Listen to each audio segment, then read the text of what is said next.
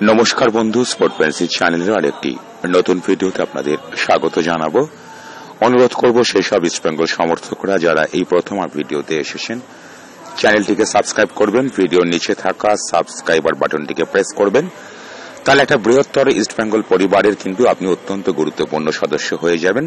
যেমন 11,000-এর বেশি সমর্থক ইতিমধ্যেই সদস্য হয়ে গেছেন। আর একটা অনুরোধ থাকবে, আমার মা আমার যা ইস্টবেঙ্গল কথাটা বলতে ভুলবেন না। ইস্টবেঙ্গল হারুক জিতুক, আসুন আমরা সবাই কমেন্ট সেকশনে একটা অদ্ভুত উদযাপন করি বছরের শেষ প্রান্তে এসে যা ইস্টবেঙ্গল। এই ভিডিওর যে প্রধান বিষয়, সে বিষয়টা হচ্ছে যে central defender Jadon LC, Australian এই সেন্ট্রাল ডিফেন্ডার অত্যন্ত কম সময়ের মধ্যে ইস্টবেঙ্গল সমর্থকদের মন জয় করতে পেরেছিলেন তার পারফরমেন্স দিয়ে। দুর্ভাগ্যবশত ডুরান্ড কাপ ফাইনালে তিনি এমন চোট পেয়ে যান, দীর্ঘদিনের জন্য তিনি মাঠের বাইরে চলে যান। এই মুহূর্তে যেটুকু খবর পাওয়া যাচ্ছে তিনি সুস্থ, আগামী মাসখানেকের মধ্যে মাঠে নামার মতো অবস্থায় তিনি কিন্তু আছেন। এবার জ্যাডন এলসি মাঠের বাইরে চলে যাওয়ার পরে খুব স্বাভাবিকভাবে ইস্টবেঙ্গল ক্লাবকে একজন এশিয়ান কোটার ফুটবলারকে নিতে হয়, বিশেষ করে সেন্ট্রাল ডিফেন্ডার নিতে হয়, যেহেতু জ্যাডন এলসি সেন্ট্রাল ডিফেন্ডার ছিলেন।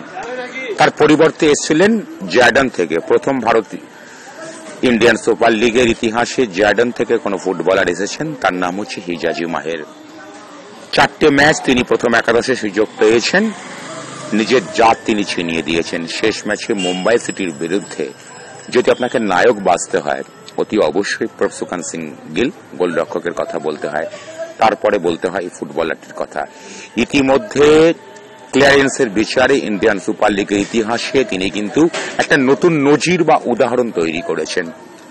আগামী ট্রান্সফার উইন্ডোতে তাকে বাদ দেওয়ার স্পর্ধা আমার মনে হয় না ইস্টবেঙ্গল ক্লাব দেখাবে।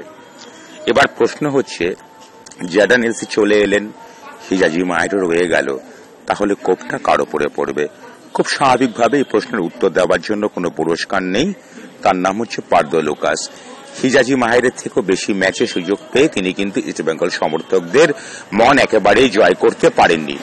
এটুকু বলার পর আমাকে থেমে যেতে হবে এ কারণের জন্যই যে আমরা ইতিমধ্যেই জানি একজন ব্রাজিলিয়ান ফুটবলারের সঙ্গে ইস্টবেঙ্গল ক্লাবের কথাবার্তা এমন একটা পর্যায়ে পৌঁছে গেছে। প্রশ্ন হচ্ছে এই ব্রাজিলিয়ান ফুটবলারটি কার পরিবর্তে আসবে? এটাও খুব সহজ ব্যাপার। সেভেরিও তোরো স্প্যানিশ ফুটবলার, হায়দ্রাবাদের সুপার সাব ছিলেন তিনি, এখানে সুপার সাব তো দূরের কথা, নিজেকে প্রমাণ করার অনেক বেশি মঞ্চ তাকে ইস্টবেঙ্গল ক্লাব দিয়েছিল। দুর্ভাগ্য ইস্টবেঙ্গল ক্লাবের যে তিনি নিজেকে একেবারে মেলে ধরতে পারেননি। ইন্ডিয়ান সুপার লিগের 9টা ম্যাচে খেলার পরও তার নামের পাশে গোল সংখ্যা 0। খুব স্বাভাবিকভাবেই তাকে পরিবর্তনের দাবি উঠেছে। ইস্টবেঙ্গল ক্লাব টিম ম্যানেজমেন্ট ইতিমধ্যে ইনভেস্টর সংস্থার কাছে তাকে পরিবর্তনের দাবি জানিয়ে দিয়েছে। ব্রাজিলিয়ান ফুটবলার আসবে কি আসবে না ঠিক এই মুহূর্তে দাঁড়িয়ে সে কথাটা বলাটা কঠিন। 100% নিশ্চয়তা আজকের দিনে দাঁড়িয়ে দেওয়া সম্ভব নয়, তবে তিনি যে পরিবর্তন হচ্ছেন সেটা মোটের ওপরে সুনিশ্চিত। প্রশ্ন হচ্ছে যে অভাব অনটনে থাকা টিম ম্যানেজমেন্ট ইমামি তাদের পক্ষে কি একাধিক ফুটবলারকে পরিবর্তন করা সম্ভব? এক কথায় উত্তর দিই, না বন্ধু, সম্ভব না। সেভেরিও তোরোকে তারা বাতিল করবে এটা সুনিশ্চিত, আপনারা জেনে নিতে পারেন। জানুয়ারি মাসে কথাটা মিলিয়ে নেবেন। প্রশ্ন হচ্ছে যে যদি জ্যাডন এলসি চলে আসে তাহলে দুজন এশিয়ান কোটার খেলোয়াড় চলে এলো। এশিয়ান কোটা খুব একটা মানে রাখে না, তার কারণ মোহনবাগান সুপার জায়ান্টেও এশিয়ান কোটার ফুটবলার দুজন রয়েছেন। প্রশ্ন কাকে বাদ দেওয়া হবে? Pardo Lucas. এখানেও কিন্তু বন্ধু একটা ক্লাইম্যাক্স আছে এই নাটকে। এই ক্লাইম্যাক্স সেটাই আজকে বলবার জন্য এই ভিডিওটা।